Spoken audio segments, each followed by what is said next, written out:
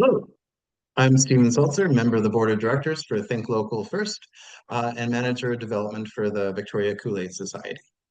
We're continuing our series of conversations with key members of our Think Local community, a community that includes over 165 member businesses and community groups, and growing. Today, I'm having a conversation with Beverly Carter, incoming president of Think Local First and owner of Carter Notary. It's a great opportunity to welcome Beverly at the beginning of her term and find out her goals and priorities for the next 2 years. Welcome, Beverly. Happy to be here. Thanks for having me, Stephen. As the incoming president, I'd also acknowledge that you're the incoming vice president. So thank you for stepping up for that role too. Yeah, it's going to be an exciting 2 years seeing what we can do for not just our members, but the business community to really celebrate who is in our community and the amazing products and services that Greater Victoria offers. Yes, I agree. Yes, I'm very excited about what's coming ahead. We've got a great fall lined up with different educational activities, mixers, Think Local First Week happening starting November the 17th, that week. So yeah, it's going to be very exciting. Yeah. Great. Now, before we get started, I do want to acknowledge the Kwan and Wasonic people on whose unceded and traditional territories we live and work. Now, Beverly, maybe start with Carter Notary. Can you tell us a little bit about, you're wearing two hats today as a member of Think Local. Can you talk about the services you provide? Yeah, well, I'm a notary, so I provide traditional notary services. So we represent people for real estate transactions. So if they're buying or selling property or they're getting a new mortgage, as well as other kinds of transfers, changing up the nature of ownership on properties, that sort of thing. Wills, we also do wills, estates, powers of attorney, and health representation agreements. And along with all of that, I do traditional notarial services, which is really dealing with people's business needs from all across the world for all kinds of reasons.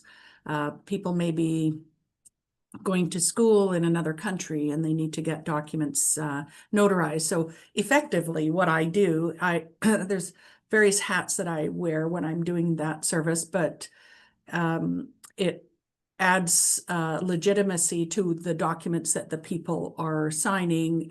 We verify who they are. There's a lot of oaths, like in the same way that a judge would take an oath. I would also do that.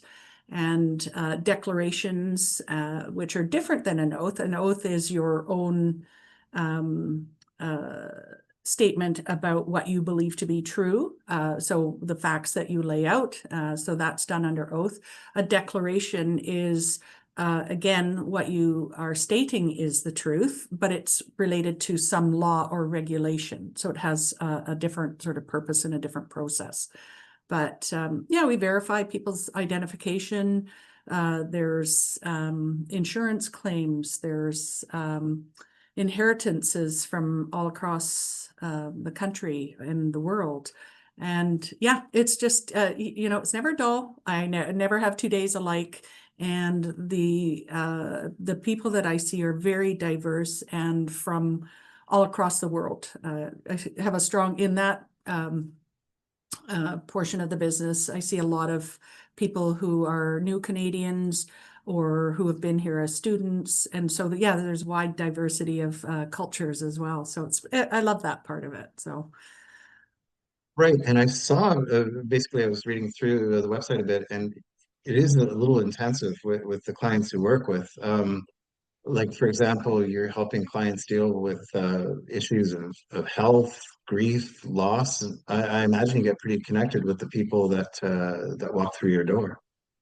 Yeah, it's you have to be very real with people because we don't always know why they're coming through the door. It might be that they've just had somebody die 2 days ago, and they're needing to get documents done. And so people can be, or they're just having a new baby or buying a new house, right? So it's quite a spectrum. of people's life situations. I used to, my original motto was, I'm there for life's notable moments, and that can be joyful or full of grief. And so, you really have to be real with people as they come in and not let, their current scenario be the elephant in the room. And most people really appreciate that when you're practical and real and working from your heart to deal with them. And, I find, some of my background, so I have a background teaching, and I used to work in inner city schools in Toronto. So I was dealing with a lot of different socioeconomic backgrounds, cultural backgrounds. But I've also had some significant experiences with grief myself. And I find that because of all of that background, I use that information every day with people. I also worked for about 8.5 years in the BC government, and that gave me, I don't know if an appreciation, but certainly insight into how governments operate and into processes. And, so people are often coming in and they're stressed or they're frustrated or they don't feel smart about what they're doing. And my goal is really to put them at ease and say, you don't necessarily need to understand it. You just need to tick the boxes of the process that you're in. And sometimes sort of helping people to frame how they think about what they're doing and just being real and personal really kind of helps bring their stress levels down a lot. So yeah, I love it because it really is helping people in their notable moments, and some of those aren't so easy to navigate on one's own. So yeah. Right. Now, transitioning a bit, going from helping people to helping businesses a little more. You moved here from the Okanagan. When did you decide you wanted to take a leadership role in Victoria's business community? Well, I've I've always had a strong drive. I tend to I think it's a bit of a natural calling. And I don't know if it's so much as a leadership role as it is giving back and using what I have or using my role and my knowledge, which is forever changing in terms of get wiser every day. Um, and so it's also taking, drawing on my personal experiences. And so helping and giving back through Think Local First Society is near and dear to me.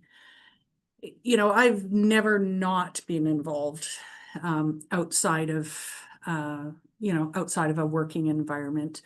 Certainly my role as a notary is very, I run a business and I'm seeing a lot of people, and there's a lot of time to put into that. So yeah, I really wanted to step away and get outside my four walls and specifically be involved. So I'm Right. carving out time to make sure that I can give back. What's our legacy, right? Our legacy is helping other people. I've done things like, in at the beginning of the pandemic, and I had done a bit before, but I really got more, on track with all of my own newsletters, and I would send out. And one of the features that I do is I will shine a light on another local business, and I either buy their product or their service, and I offer it as a giveaway to my clients. I'm not really in a position, it's not like I'm a floral shop and I can give them flowers, right? Because I have such a diversity of people, I look for, other local businesses that I can shine the light on them, but utilize their service and then let other people know about them. So it's you can give back in different ways. But I'm really excited about getting out into the community and being more present in person with, whether it's business leaders or other businesses or organizations, because that's the best. That's what makes me go. I'm always energized after I've been in a group of people. so so I'm very excited about that. But yeah, so I'm Great. looking forward to meeting a lot of new people and seeing a lot of friends and acquaintances in the community. Yeah, and that's certainly been the neat thing with Think Local is hearing the stories, not just Yeah. about, what their business is about, but what these business owners are about, their passion, what how they want to work and play in Victoria. It's always an amazing conversation. Now through these podcasts, I've had some great chats with the people we're talking about over the past 6 months about how they've had to deal with U.S. tariffs. Mhm. Is this something that has hit Carter Notary? Not directly, but I will speak to government involvement and government changes of direction and policy definitely impacts my business. So that one in particular has indirectly affected me because it's impacted the real estate market. People have, by and large, become very cautious when I'm dealing with somebody who's they're purchasing a property and getting a new mortgage, or they're refinancing.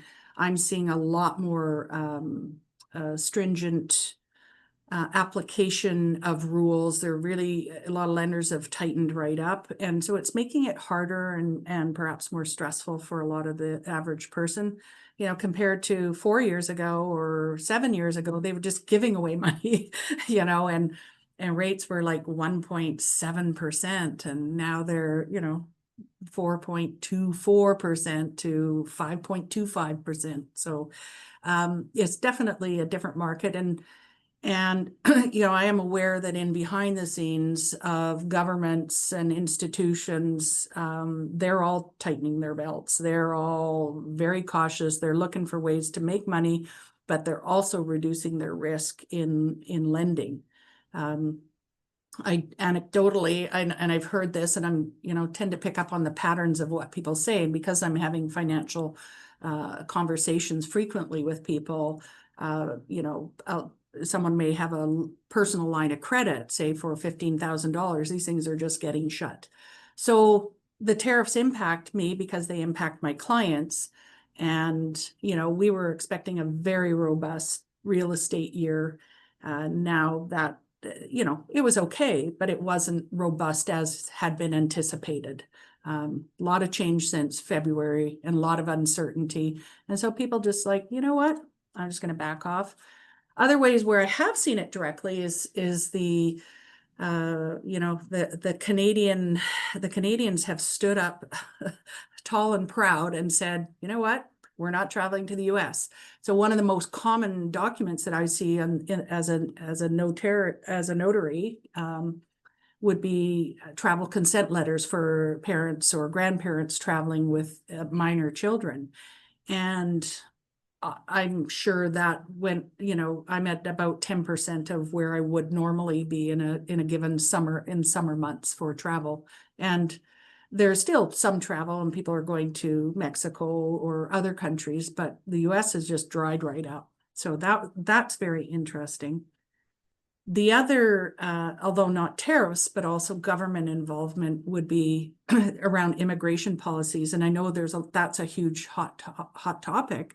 But all of those the students that were coming here, all of the people that are coming from a foreign country still retain their legal and financial connections to those countries. And they have the need to have personal business dealt with. So India would be a really common country. I see a lot of either new Canadians, immigrants, or people here on temporary status, whether not usually visitors, but generally it would be on a temporary work visa because they've gone to school and then they work here. But they need to deal with, regular documents. They need to get, reports, transcripts, all kinds of things back home to be able to use here for whatever they're doing next. So that has, that was last year when they made significant changes to immigration. And I would say that's probably dropped it by about 70%, that particular business. So quite substantial. Yeah. Very distinct areas of my business I've seen drops in. Yeah, and really quickly, as a charity, you wouldn't expect things to affect us as much as, say, a business dealing with cost of tariffs. But certainly, as we're looking to build buildings, get supplies, get materials, and work with governments that are changing their budgets and so on, Hmm. we've definitely seen it. Everyone, has their own aspect of the ripples in the water. Yeah. One organization, which is ours, that has actually seen challenges coming out of COVID, and now the tariffs, but actually over the past couple of years, we've seen a strong resurgence in membership and attendance for Think Local First. Now, Hmm. Hmm. under your leadership, what's the plan for the organization moving forward? Momentum. So, um, we've and the reason for the momentum is because we have seen a very strong foundation implemented back into Think Local First. And honestly, in February, with our neighbor to the south making all the comments and making changes in in the world, and that surgence of national pride has definitely been a boost for our message about, so before you act, shop, or do something, think about think about how that impacts us locally. Think local and support local, right? It's the message, I'm going to go back because 20 odd years ago, I had an experience where when I moved here, I bought a business and I had direct experience with a multinational organization putting me out of business. And so my think local comes from both coming from a small town and really understanding the value of knowing people in your community and caring about the people and the quality of our community. Um, to then having, that direct experience with that. But thinking local, there's a lot, I think a lot of that arose out of, the changes to technology, right? People being able to sell things online, the increased use of the internet and access to, a single person being able to set up a website and do business, right? And that is unprecedented. I always thought it was interesting because if you went back 100 years ago, people could order from the Eaton's catalog and they could be on some remote Saskatchewan farm and order seeds and clothes and and other things. And so the concept of ordering from afar isn't necessarily a foreign thought, but the change and the industry around a unique individual being able to have their idea of selling a product or a service or and having that multiplied by this this little box called a computer and everything that accesses has been the biggest challenge for a lot of local organizations and businesses. And so how do we and yet you can't survive on that alone. Our people No, in the organizations are the ones there that, has to be connection. There has to yeah, be, yeah. yeah. They're out supporting, they're coaching soccer, they're showing up and, helping out at the schools. They're volunteering for, different groups and organizations and putting back into the community. And giving jobs to our sons and daughters, right? And giving jobs to our sons or daughters. But I'm going to take it a bit more because this is only part of it, but we also see, the impact of what we were just talking about, how changes in government policy or actions impact our local economy. And that's federal, it's also provincial, but it's also local, municipal, and cities.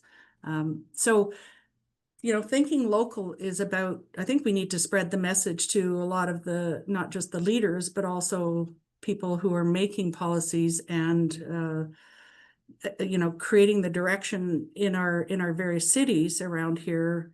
They need to start thinking local, not just inside their four walls. They actually need to think about what does that decision, what does that direction do to our organizations and our businesses that are operating here and are trying to, again, we we hire, we employ, we all of these people live and work in the same community and deserve the same, you know, access to gainful employment and careers. And so, thinking local isn't just now, it's not just a battle against the internet or online shopping. It's a bigger conversation outside of just that. That's important, but it's just too easy to just flick something now. And I think, when we build the relationships through thinking local and coming together for that common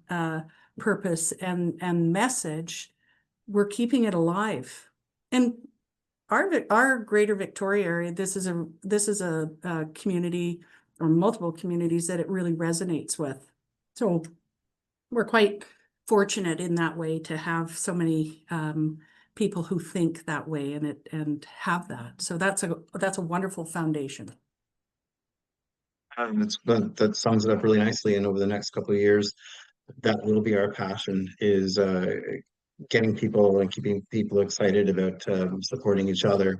Yeah, Uh, yeah, yeah, yeah. If we know each other, we like each other, we trust each other, we're gonna give back to each other. So, we're that's great. gonna, yeah, That's where we'll end it. Really appreciate this. Looking forward to working with you and yeah, to working for our members. Since I started, half the businesses I didn't realize all that they do and all that they provide to our community. Again, I work for a charity, and the idea that, I mean, basically, if our businesses don't survive and do well, then our charities don't as well, because they're what props up our whole community. So really looking absolutely. forward to the next 2 years. Yeah, same. Yeah, we've got a great new board, and there's a lot of excitement, and it's just so wonderful to be at any event or gathering where we all are.